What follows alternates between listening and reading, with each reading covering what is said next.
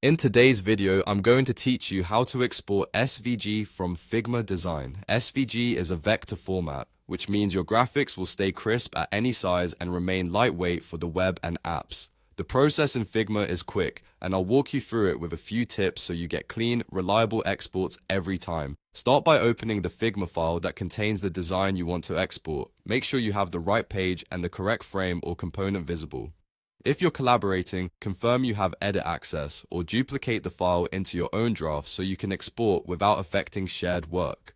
Next, select the item you want to export. You can click directly on the canvas or use the Layers panel to target the exact layer, group, or component. This is important. Selecting an entire frame exports everything inside it, while selecting a single icon or vector shape exports only that element. If you want multiple items exported at once, you can select them all. Figma will create separate files for each selected layer. Naming your layers clearly will help keep your exported files organized. With your selection active, look to the right-hand sidebar and scroll to the export section at the bottom. If you don't see it, double-check that something is selected. Click the plus icon to create an export setting. This tells Figma you want to export this specific selection. Now, choose SVG from the Format dropdown. SVG is ideal for logos, icons, and simple illustrations because it scales infinitely and can be styled with code. If you see an options or gear icon next to SVG, you can fine-tune the output. For example,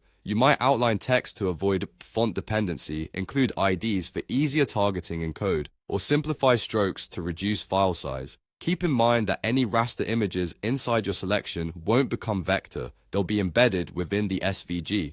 When you're ready, click Export. Pick the destination folder and confirm the file name. Figma uses the layers name by default, which is another reason good naming helps. If you exported multiple selections, you'll get multiple SVG files at once. After exporting, you can preview the file in the browser or drop it into your project to confirm it looks correct. That's it.